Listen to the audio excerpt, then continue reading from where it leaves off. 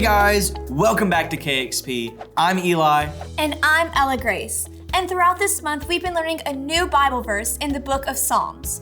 Well, one of our friends is going to help tell us. Why don't we listen to what they have to say? Hey KXP, my name is Chesney. And my name is Hadley. Our memory verse is, He remembered us when we were in trouble. His love continues forever. Psalms 136:23. Wow, I just love that memory verse. How many of you have memorized it so far? Let's throw it up on the screen and read it together. He remembered us when we were in trouble. His love continues forever. Psalms 136:23. And we've also been learning the same big idea for this month.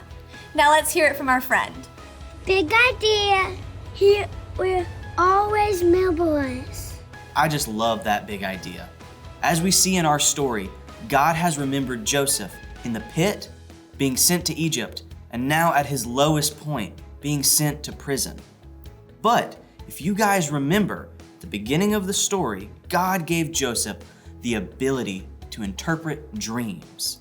And in today's story, we're going to learn all about how Joseph meets some new people in prison and helps them interpret their dreams. So how about we throw it over to our storyteller, really lean in, and let's hear what they say. Hi friends, I'm Liz and I'm so excited that you're joining us for KXP today.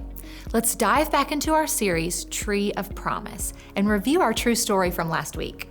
We left off and Joseph was in prison. Do you remember that a man named Potiphar had thrown him in jail for something that he didn't even do? It's hard to believe, right? But while Joseph was in prison, the warden saw that God was with Joseph. Now the warden put him in charge of all the other prisoners and the activities that went on there. Now our big idea says that God will always remember us. God remembered Joseph in the pit where those brothers left him. God remembered Joseph when he was sold in slavery in Egypt. And God was with Joseph in prison too. While he was locked in prison, Joseph was put in charge of two prisoners that had displeased the king. The king's cupbearer, who served him drinks, and the king's baker. One night, both men had confusing dreams. They didn't know what the dreams meant. Well, in Genesis chapter 40, verse 8, it says, the two men answered, "We both had dreams last night, but no one can explain the meaning of them to us." Joseph told them that God could help him understand, and he asked the men to share their dreams with him. Well, the cupbearer dreamt of a grapevine with 3 branches. In the dream, he squeezed wine from the grapes into the king's cup.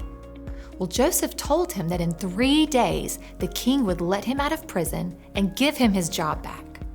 Well, Genesis 40:14 tells us that Joseph asked the cupbearer to remember him when the king allowed him back into the palace.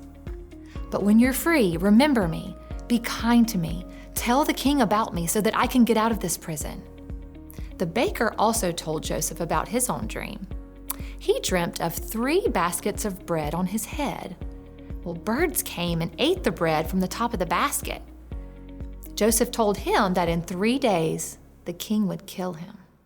Definitely not what the baker wanted to hear. Joseph knew that God had given him the ability to understand dreams, even in his childhood. The cupbearer was set free from prison. He returned to the palace and to his old job of serving drinks to the king. But sadly, the baker was taken from prison and was killed by the king's men. When he returned to the palace, the cupbearer completely forgot about Joseph. He forgot Joseph's kindness and didn't do anything to help him get out of prison. But don't worry, even though the cupbearer forgot, God remembered. Another very important chance to explain dreams was coming to Joseph. One night, the king of Egypt, who we call Pharaoh, had 2 strange dreams that troubled him. Pharaoh dreamt that 7 fat, healthy cows came out of the river, followed by 7 skinny, unhealthy cows. The skinny cows ate the fat cows. Well, next he dreamed that 7 healthy heads of grain grew, followed by 7 thin, shriveled heads of grain. The thin grain swallowed up the healthy grain. What in the world could these dreams mean? Well, Pharaoh's wise men couldn't explain the dreams. But it was then that the cupbearer, who had been in prison with Joseph, finally remembered him. He told Pharaoh about Joseph's gift from God to explain dreams. Joseph was brought out of prison to see Pharaoh. He explained that God was the one who gave him the meaning of the dreams. Joseph told Pharaoh the 2 dreams meant the same thing. There would be 7 years with a lot of food and plentiful harvest, but after that, there would be 7 years of terrible famine where all the food would be gone. Well, Joseph wisely advised Pharaoh to put a plan in action. He told him, find a smart and wise man to put in charge of storing up extra food during the good years. This food would be saved to feed everyone during the 7 years of famine. Pharaoh was so impressed that he chose Joseph for the job. Well, Genesis 41:39-40 tells us, "So the king said to Joseph, 'God has shown you all of this. There is no one else as wise and understanding as you are. I will put you in charge of my palace. All the people will obey your orders. Only I will be greater than you.'" Joseph was made the second most powerful person in all of Egypt, right behind Pharaoh. Joseph was put in charge of the whole plan and was given fine clothes, a gold chain, a new name. And just as Joseph predicted, the years of plenty of food and the years of very little food happened exactly as he said it would. Isn't Joseph's story incredible? He stayed faithful to God and he believed his promises. Joseph knew that God had a purpose for him and that the Lord would always remember him.